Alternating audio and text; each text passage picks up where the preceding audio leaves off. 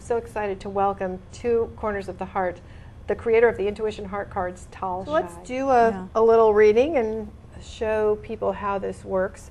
So we have the cards, and I'll and then there are lots of ways to work with these. So I usually do just pull an image and a few words to go with it. That's generally what I do. But of course, I love that you can pick a card for the day. What would you need to know today, or what do you need to know next week, or whatever you want to do with these. They're very creative and flexible. So I'm going to pick a few words to go with my picture, and we'll see what we get.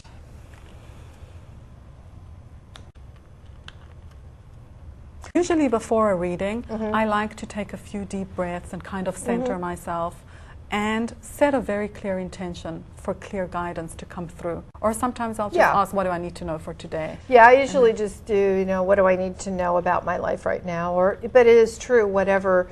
You could also say, what do I need to know about my mother, or whatever your purpose is. You can be more specific if you need to. Absolutely, and I just want to say something about that, because if you ask for guidance about your mother, remember that it's about your relationship with your mother. You're not doing any predictory readings or anything that will close you down. If I want to know about my mother, I'm coming from the premise that you want to know your own inner dynamics regarding your mother. See, for me, this is an intimacy card. It's a coming together. It's a play on two hearts, two lips, two ears, coming together and really being intimate. So I'm wondering how it is that I can have more intimacy with my own anger, because I have a tendency to judge when my anger comes up. So how is it that I can come to be in dialogue with my anger? Because intimacy is about dialogue. Can I be intimate and listen to anger so that I can really delve into the deeper levels of what is anger trying to say to me?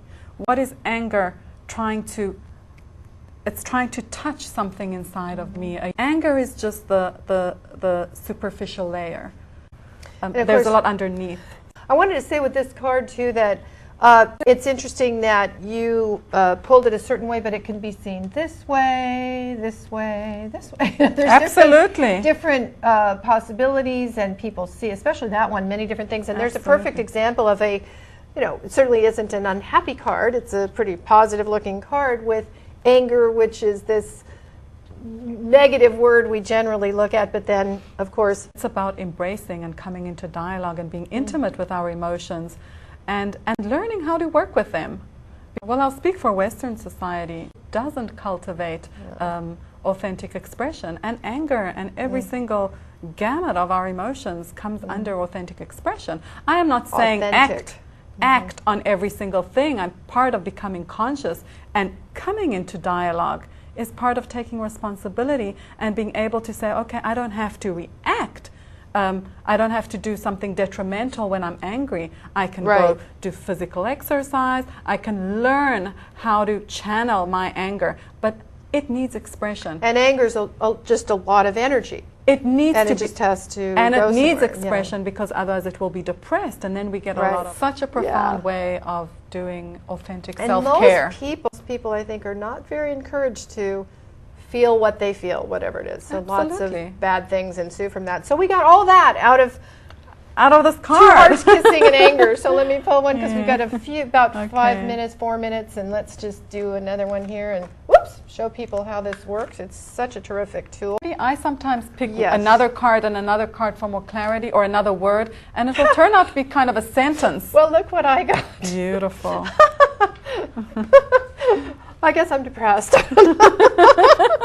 Interesting. So I have the hearts flowering, and marriage is the word I picked. And I've been with my boyfriend for 14 years, and we are considering getting married this year. There's just been sort of technical reasons why we're not, and we've been together forever and are completely married spiritually.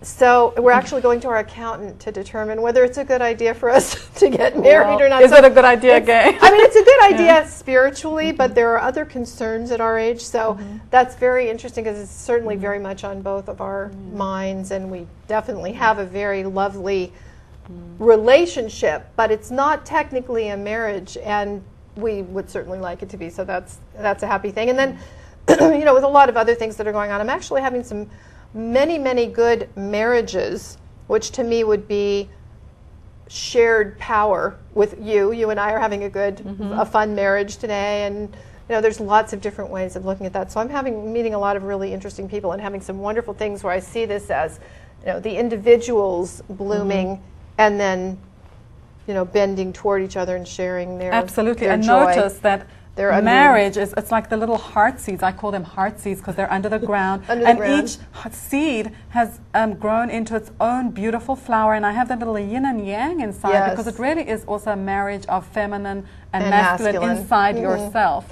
And then they form a heart by coming towards each other in love. In other words, creating a heart. Notice how this all works. I love it about that card because they're individual. And you know, I've written a book called The Secret of Relationships, which I'm going to self-publish shortly. And the core element of that is what I call love yourself and get a life is the first thing.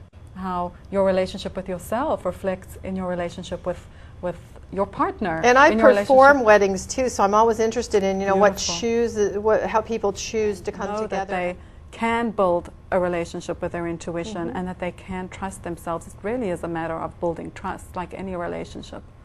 Exactly. So we have these really interesting tools that we can play with, and I think that they can be used in so many different ways. So we have just about a minute left, and I just want to say how exciting it is to me to have many different things that I can use in my counseling practice, and it's always great to have something that's so clear and visual, because again, I talk a lot in my work, and there's lots of verbiage, and it's very nice sometimes to be a little more quiet and just see what comes from someone's own inner being, intuition, and sometimes just sitting quietly with just looking at the words and the images and not talking occasionally. So there's lots of stuff to be done with this, and it's been just a tremendous pleasure today to have with me my guest, Tal Shai, the creator of the Intuition Heart Cards, a tool that I've used for many years, and I'm so grateful that I've known about. That's been a very well-kept secret. So if you'd like more information about them, you can contact, and this is something that you'll be seeing more of, hopefully, around life, because I think it's such a very interesting and useful tool, and we can always use more tools in this life. As always, it's been great being with you. My name is Gay Nelson. My guest today was Tal Shai, creator of the Intuition Heart Cards, and we'll be seeing each other again very soon.